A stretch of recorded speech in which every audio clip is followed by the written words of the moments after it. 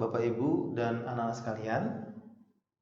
Bersyukur kita hari ini boleh berkumpul kembali mengikuti ibadah secara online. Mari, meskipun kita dalam ibadah online, kita masih tetap mengikuti ibadah dengan sungguh-sungguh.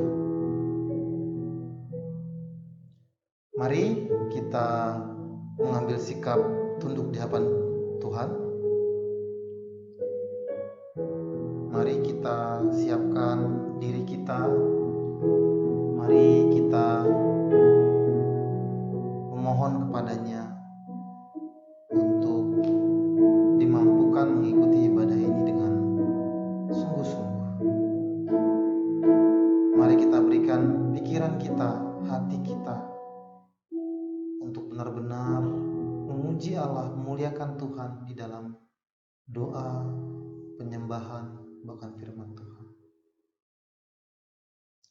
Mari kita berdoa. Bapa Tuhan kami bersyukur hari ini boleh dikumpulkan di dalam ibadah ini. Kami mohon pimpinan Roh Kudus untuk mengikuti ibadah ini dari awal hingga akhir. Tuhan yang boleh menyertai dan memelihara kami dimanapun kami berada sepanjang ibadah ini. Di dalam nama Tuhan Yesus kami berdoa. Amin. Semua yang letih lesu dan berbeban berat, datanglah kepadanya dan mendekat kasih-Nya. Mari kita memulai ibadah ini dengan semangat menyanyikan Senanglah Hati.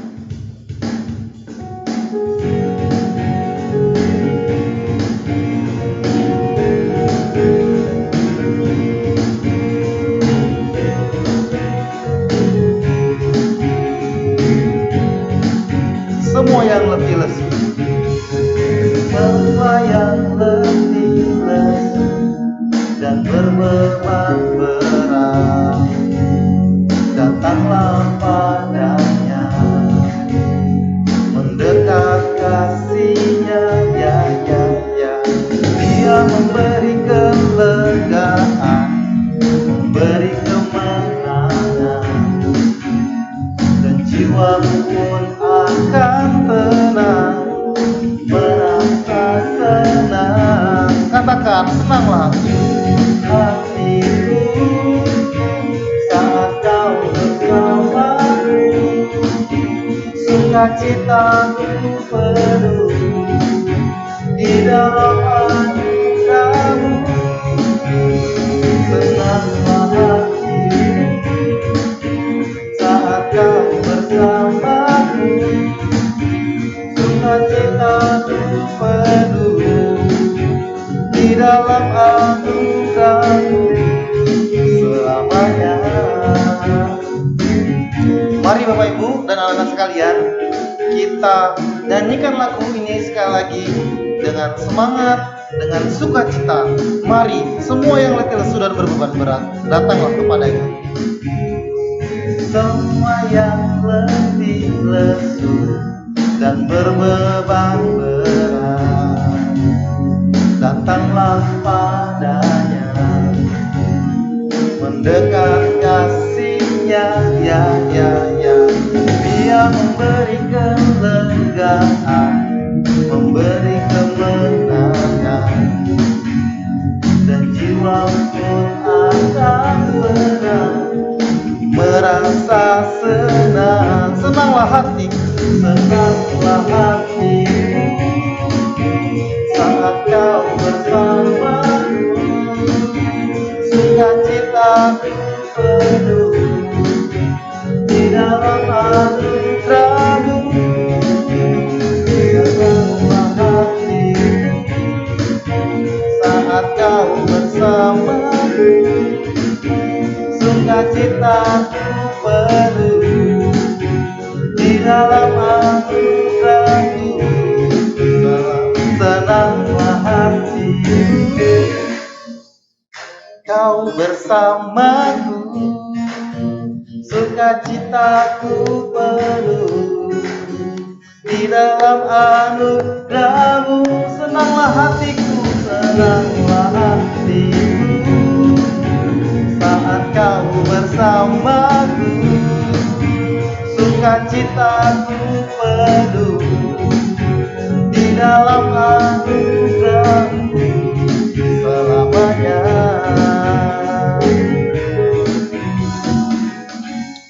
Amin. Siapakah diri kita? Kita ini adalah manusia yang lemah, manusia yang berdosa. Namun Yesus yang rela mati bagi kita sehingga kita boleh diselamatkan. Mari kita merenungkan pekerjaan Tuhan yang telah dilakukan dalam kehidupan kita. Mari kita merendahkan diri kita, mengakui setiap keberdosaan kita untuk benar-benar dituntun oleh Roh Kudus di dalam firman Tuhan yang akan kita dengar. Mari kita bernyanyi, siapakah diri hamba?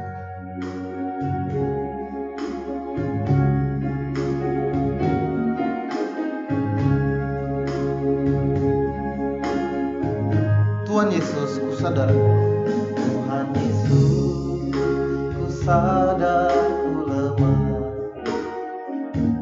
Tuhan Yesus, ku sadar ku amat hina.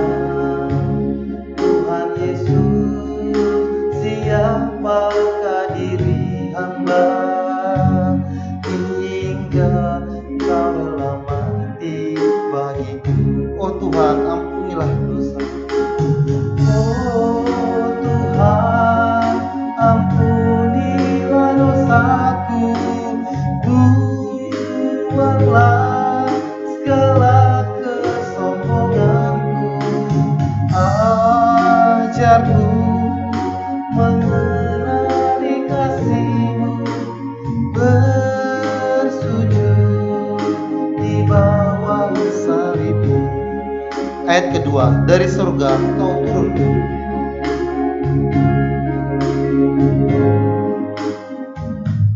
Dari surga Kau turun ke dunia.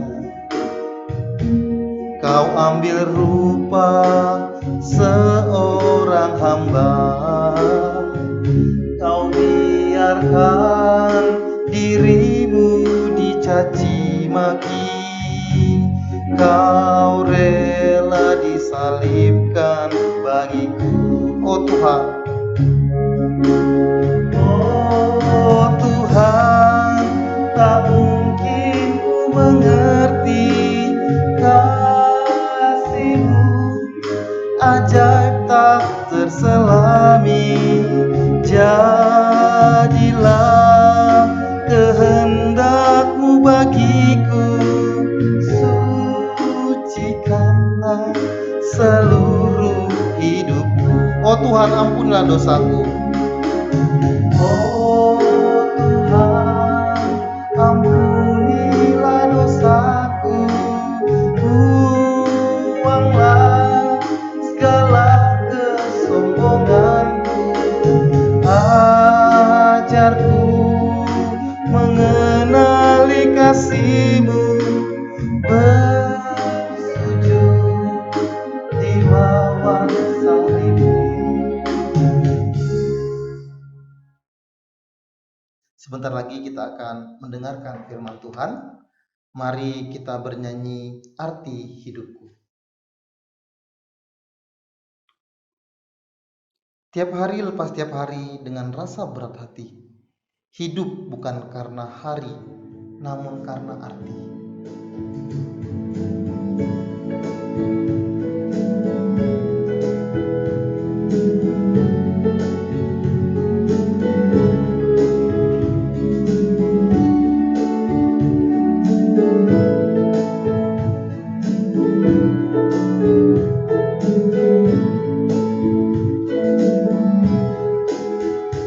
Tiap hari lepas tiap hari dengan rasa berat hati.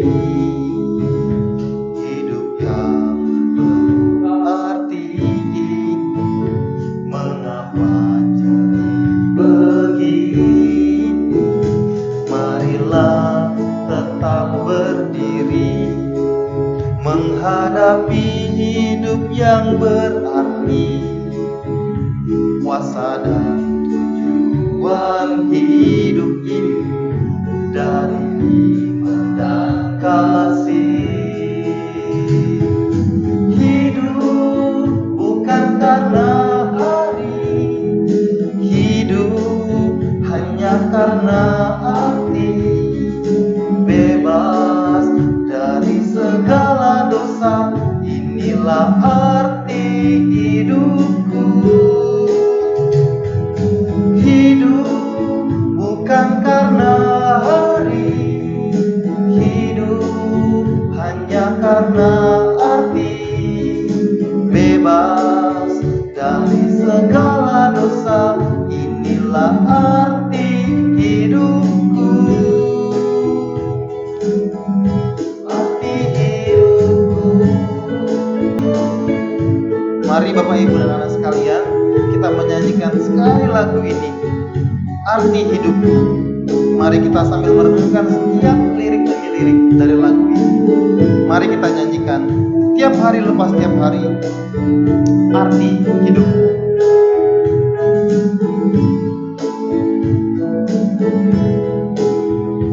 Tiap hari lepas tiap hari, dengan rasa berat hati, hidup yang penuh arti ini, mengapa jadi begini? Marilah tetap berdiri, menghadapi hidup yang berarti. Kuasa dan tujuan hidup ini dari iman dan kasih. Kita katakan, hidup bukan karena hari, hidup hanya karena arti. Bebas dari segala dosa, inilah arti hidupku. Hidup bukan karena hari, hidup hanya karena arti. Bebas dari segala dosa, inilah arti hidupku. Hidup bukan karena hari, hidup bukan karena hari, hidup hanya karena arti. Bebas dari segala dosa, inilah arti hidupku. Hidup bukan karena hari, hidup hanya karena arti. Bebas dari segala dosa, inilah arti hidupku. Arti hidupku.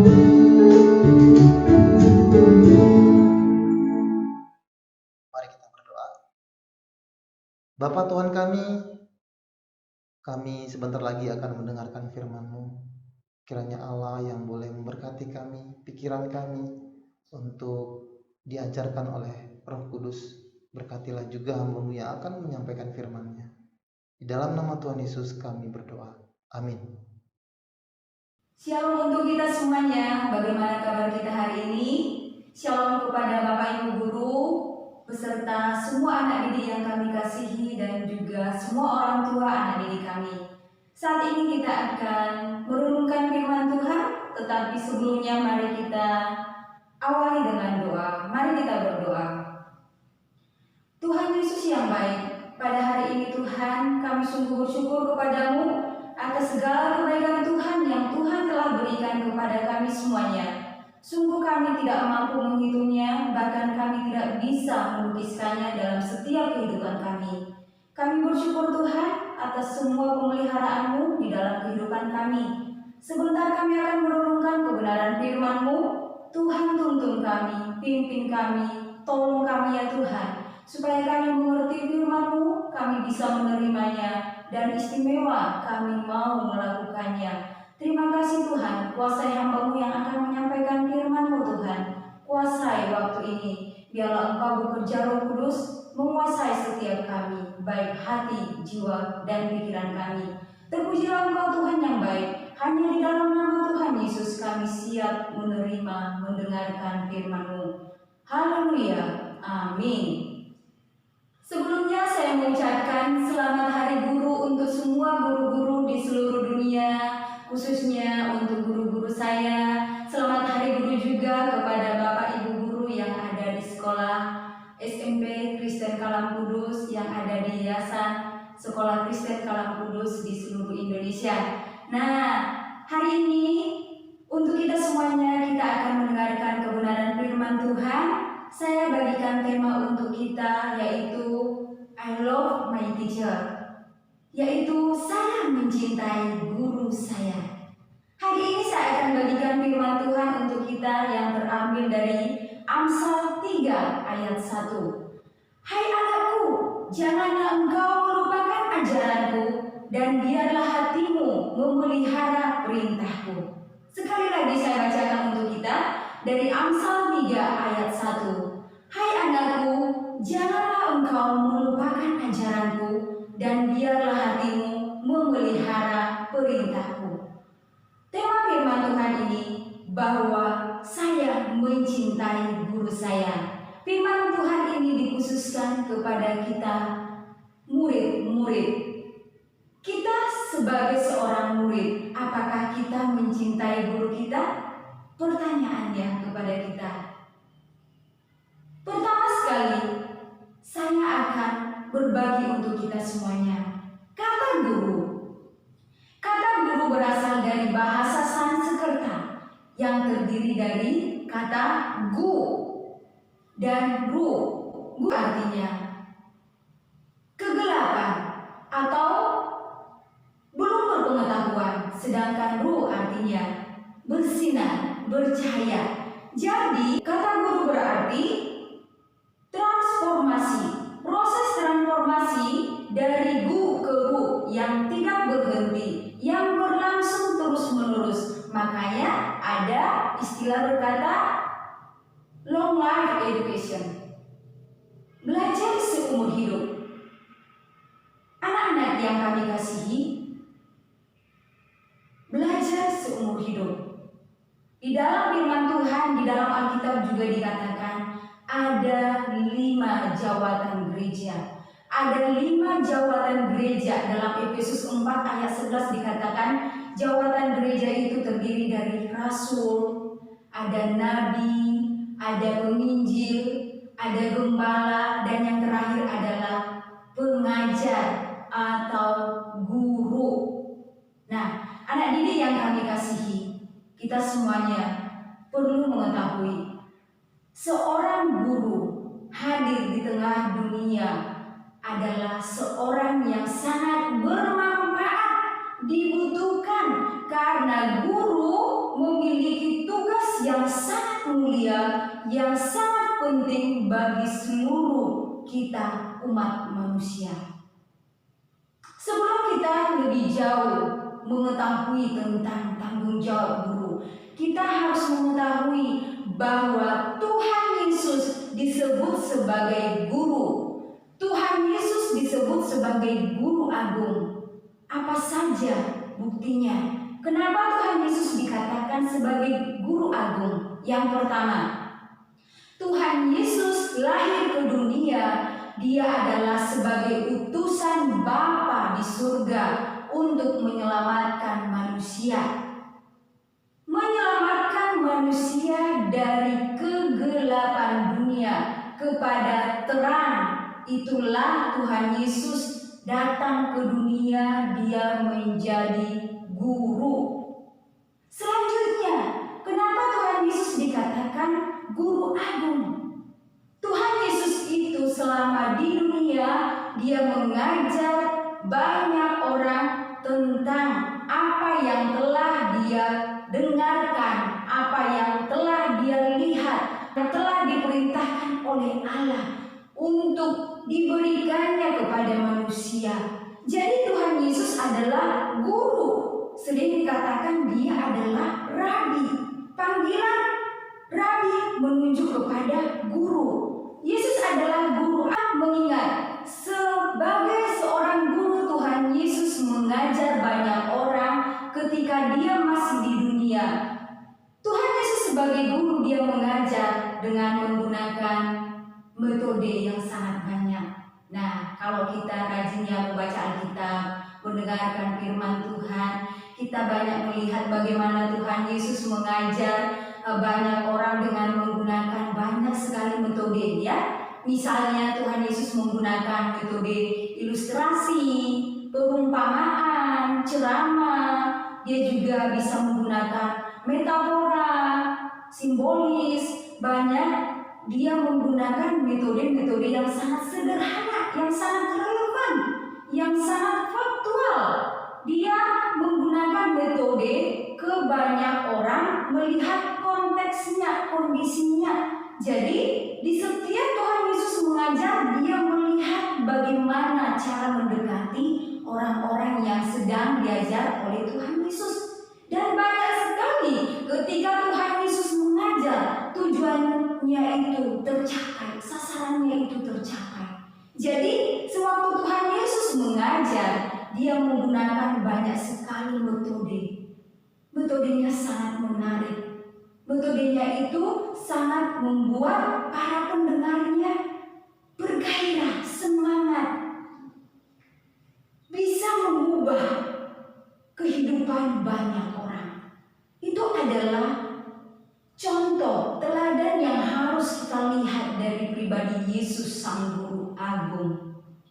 Yang paling sangat penting kita teladani dari Yesus, bahwa Yesus menjadi guru agung, dia memberikan teladan yang luar biasa di tengah dunia ini. Tuhan Yesus tidak hanya saja berkata-kata, tetapi Tuhan Yesus menunjukkan sikap, pribadi, figur, karakter yang tepat dan yang benar. Ya, kalau diperhadapkan kepada kita, ya, lebih berharga satu tindakan nyata dibandingkan 1000 ucapan, 1000 omongan, 1000 pembicaraan. Masih lebih berharga satu tindakan nyata. Dan Yesus, dia selalu bertindak sesuai dengan perkataannya. Bukan hanya berkata-kata, tetapi Tuhan Yesus melaksanakannya juga.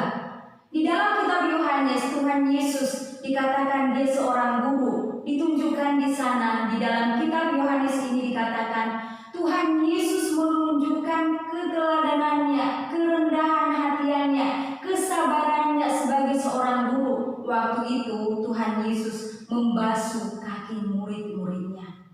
Nah, teladan ini menjadi gambaran, menjadi contoh yang wajib kepada kita guru-guru.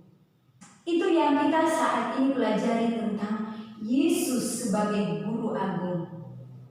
Saat ini kita memasuki bagaimana kita sebagai seorang guru, tanggung jawab kita sebagai seorang guru. Baik saya, baik Bapak Ibu semuanya selaku guru, apa sih tanggung jawab kita? Nah, pertama sekali, apa panggilan Bapak Ibu sebagai seorang guru? Apa panggilan saya sebagai seorang guru? Apakah kita terpanggil sebagai guru karena keterpaksaan, ataukah kita sebagai seorang guru karena memang ada tujuan yang lain? Ataukah kita terpanggil sebagai seorang guru memang murni mau menjadi guru yang benar, yang sesuai rencana Allah? Sebagai seorang guru, jika kita mau melihat, janganlah jadi guru kalau kamu mau jadi kaya. Kita memang sebagai seorang guru tidak berkesempatan untuk menjadi kaya secara materi, secara harta. Mungkin kita tidak memiliki kesempatan seperti orang lain memiliki kesempatan, tetapi kita sebagai guru memiliki kesempatan yang sangat besar untuk mendidik banyak orang. Guru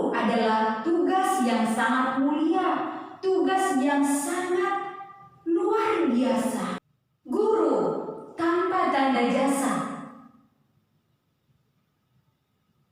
Firman Tuhan juga dikatakan dalam Lukas 6 ayat 40, seorang murid tidak lebih daripada gurunya, tetapi barang siapa yang telah tamat pelajarannya akan sama dengan gurunya. Di sini guru adalah pribadi yang sangat penting. Kalau kita mengingat lagu lagu sekarang kita rata-rata semua guru tahu, murid-murid tahu.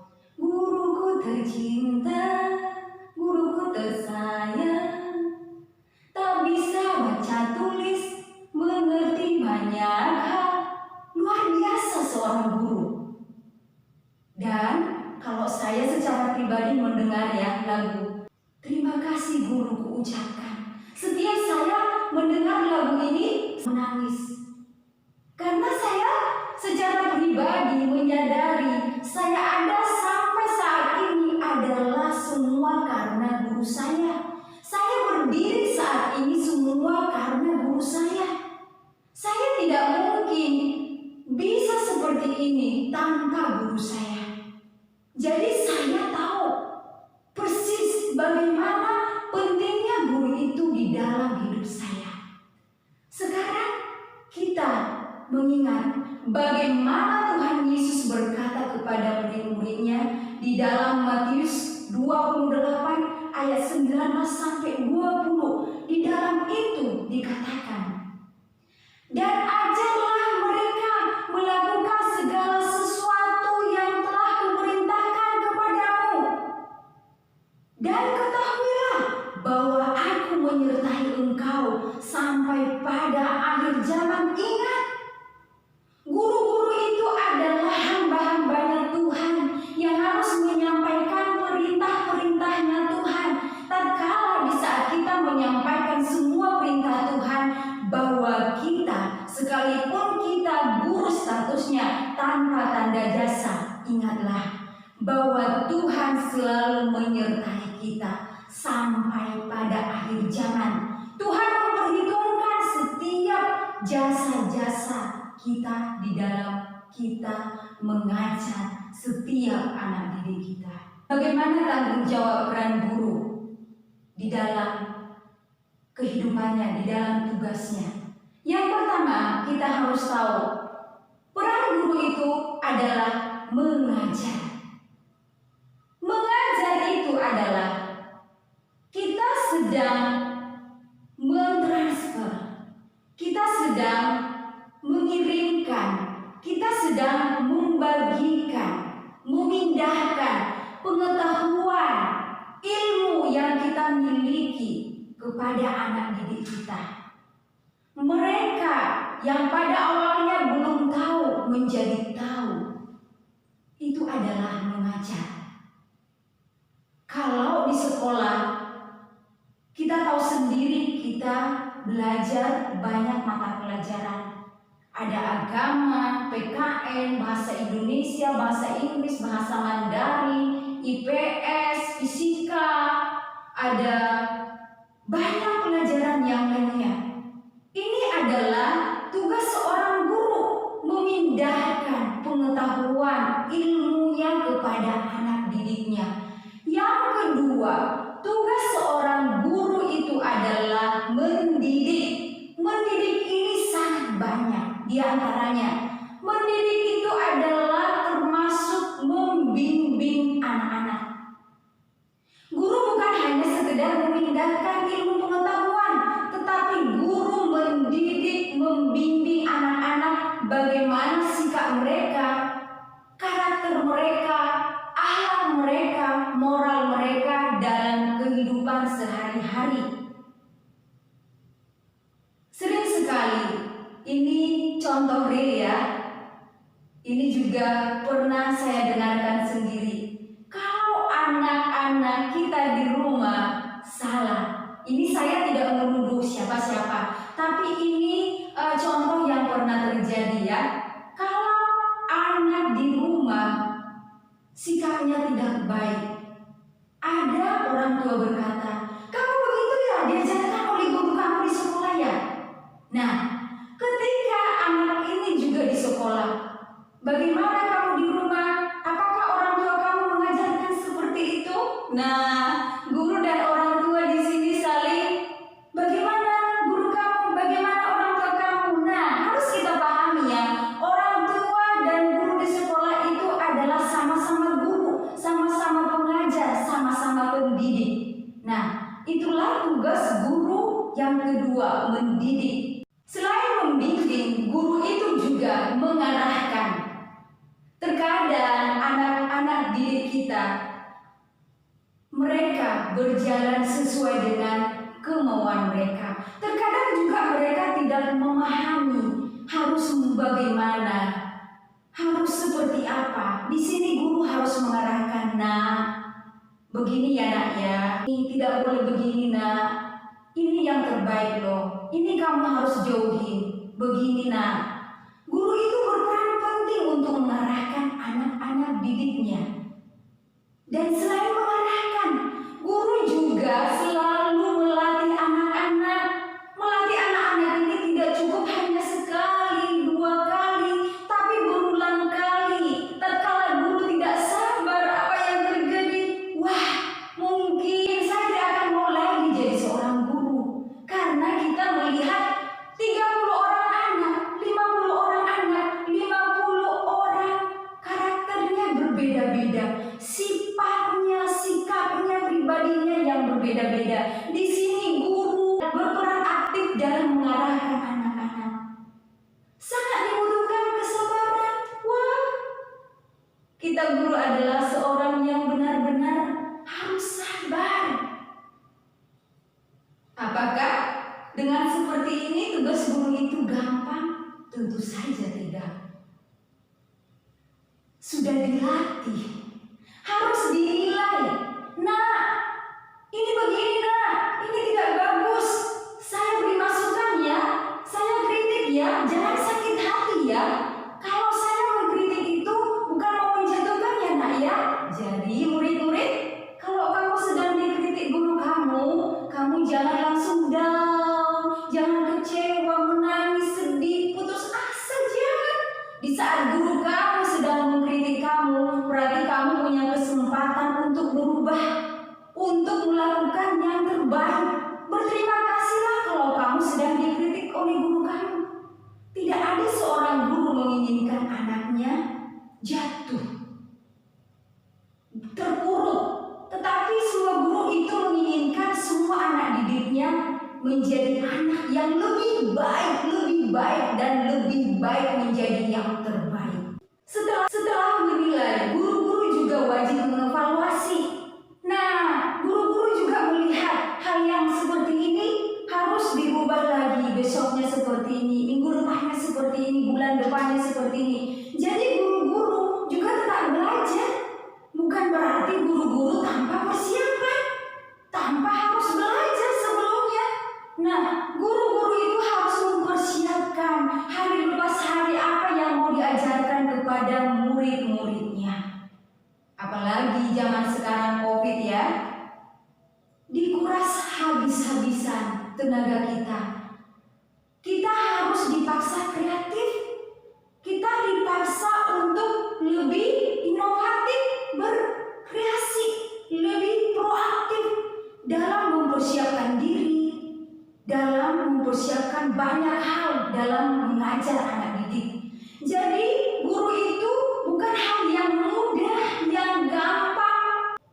Ketika kita menjadi guru, kita tahu bagaimana menjadi orang tua. Ketika anak kita gagal, kita merasa gagal. Ketika anak didik kita berhasil, wah bangga, luar biasa. Ketika anak kita sedih, kita merasakan kesedihan.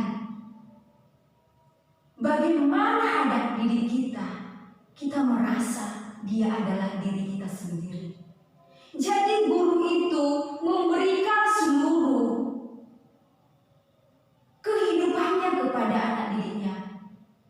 Pikirannya, perasaannya, pengetahuannya, apa yang ada di dalam dirinya, semua dibagikan kepada murid-muridnya. Lalu, bagaimanakah kita sebagai seorang murid? Apakah kita selama ini menganggap guru itu tidak penting? Guru itu tidak kita hiraukan. Guru itu tidak kita dengarkan. Guru itu tidak kita taati. Apakah saat ini kita sebagai seorang murid memilih untuk dengar-dengaran atau memilih untuk berontak kepada guru kita?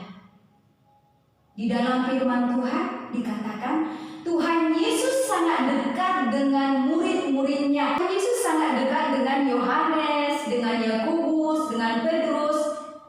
Tuhan Yesus dekat dengan mereka, tentu saja ada faktornya. Karena murid ini sangat dekat dengan Tuhan Yesus. Bagaimana mereka dengar-dengaran kepada Yesus? Bagaimana mereka mau dibimbing? Bagaimana mereka aktif dengan Tuhan Yesus keseharian mereka? Demikian kamu seorang murid. Kamu jangan berpikir kamu harus menjadi orang yang pintar, harus ranking 1, itu penting loh. Tapi bukan itu yang pertama. Ketika kamu mau dengar-dengaran, mau taat, mau melakukan tugas-tugas kamu, aturan-aturan yang ada, itu merupakan satu kunci yang sangat-sangat penting bagi kamu seorang murid. Karakter kamu bagus, sikap kamu bagus, itu sudah contoh yang sangat-sangat baik. Nah, sekolah Kristen Kalang Kudus hadir bukan hanya membekali pengetahuan kita, tapi membekali spiritual kita, karakter kita, sikap kita. Dan kita juga diminta untuk kita bertumbuh, berbuah kepada sesama kita. Di tengah keluarga kita, lingkungan kita, di tengah dunia ini. Jadi garam, jadi terang. Itulah kita menjadi seorang murid, harus siap menjadi murid yang diinginkan Tuhan. Bagaimana murid-murid saat ini? Apakah kamu siap menjadi murid yang diinginkan oleh Tuhan? Dengarkan kata guru kamu, dengarkan kata orang tua kamu, hargai jasa-jasa guru kamu, hargai orang tua kamu, karena didikan itu sangatlah mahal, tidaklah terbeli harganya. Didikan itu adalah modal utama kita bisa sukses, kita bisa menjadi orang yang berkenan di hadapan Tuhan, di hadapan banyak orang di dunia ini. Itu dasarnya ketika kita mau dengar-dengaran atas didikan guru-guru kita, didikan orang tua kita. Nah, bagaimana murid-murid yang kami kasihi? Apakah kita selama ini menyadari pentingnya peran guru dalam kehidupan kita? Apakah kita pernah kecewa lalu kita benci kepada guru kita? Kita harus tahu, tidak ada guru yang tidak menginginkan kesuksesan anak-anaknya. Dimarahi, di saat kamu dikritik, di saat kamu dinasihati, di saat kamu ditanya berulang kali, di saat kamu disapa oleh guru kamu, jangan kamu mengira, jangan kamu menganggap itu hanyalah sesuatu yang percuma. Tetapi pikirkan saat ini sebagai seorang murid, apa yang harus saya lakukan? Apakah saya seorang murid harus dengar-dengaran kepada guru saya? Ingat, di saat kamu mendengarkan guru kamu, berarti kamu mengasihi diri kamu. Kamu memperlakukan diri kamu dengan baik. Kamu sedang mengasihi Tuhan kamu. Kami guru-guru hadir menjadi alatnya Tuhan. Kami guru-guru hadir menjadi alatnya Tuhan untuk membawa kalian murid-murid mengenal Tuhan, membawa kalian kepada jalan yang benar, membawa kalian menjadi anak-anak yang terampil. Impian kami semua guru, kalian menjadi anak-anak yang sukses di masa yang akan datang. Kalian membawa terobosan yang baru kepada dunia ini. Kalian bisa membaharui dunia ini. Kalian bisa menjadi terang di dalam kegelapan dunia ini. Jadi anak-anak yang kami kasihi, jadilah murid yang baik, menjadi murid yang taat, menjadi murid yang mengasihi guru-gurunya. Tatkala kamu mengasihi guru-guru kamu, kamu adalah murid yang sangat diinginkan oleh Tuhan Yesus. Jadilah murid teladan, jadilah murid yang mengasihi Tuhan. Kiranya firman Tuhan ini bisa memberkati kita semua guru-guru, dan juga kita semua anak didik. Sampai di sini firman Tuhan, mari kita tutup di dalam doa. Terpujilah Engkau Tuhan yang baik. Kami bersyukur buat firman-Mu hari ini yang mengajarkan kami bahwa pentingnya guru di dalam kehidupan kami. Tanpa guru kami akan tersesat. Tanpa guru kami tidak akan memiliki pengetahuan. Kami akan ada di dalam kegelapan. Terima kasih buat firman-Mu Tuhan.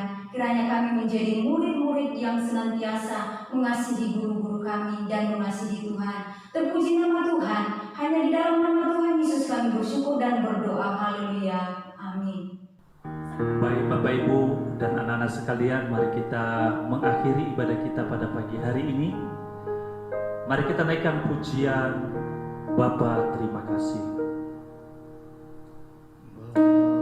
Bapa terima kasih. Bapa terima kasih.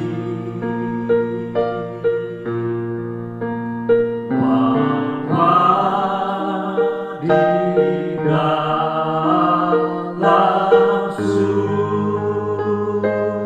surga, ku berterima kasih.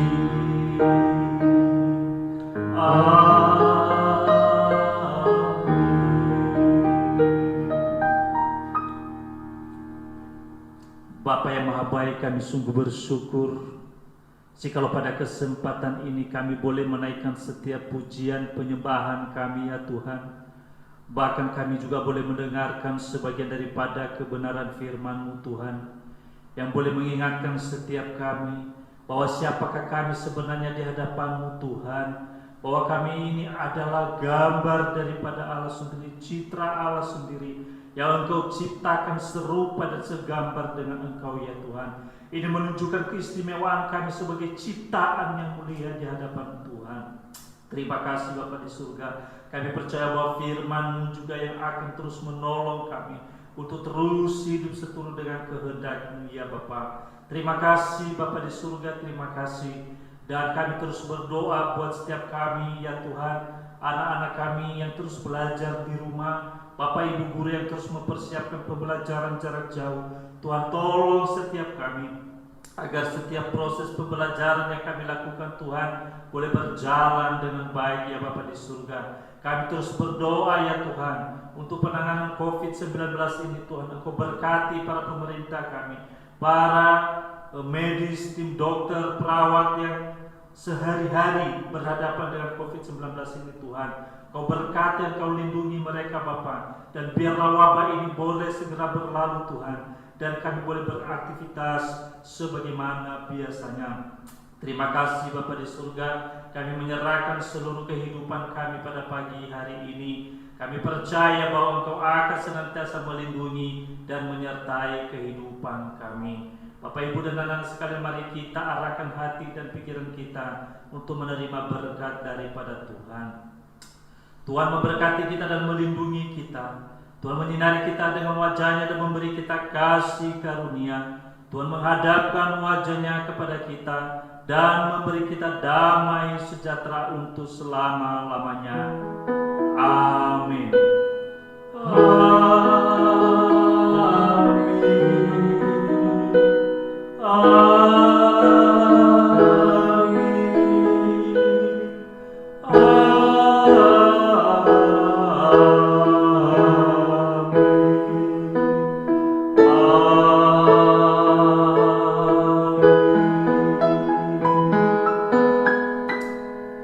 Amin. Ibadah kita sudah selesai. Tuhan Yesus memberkati. Amin.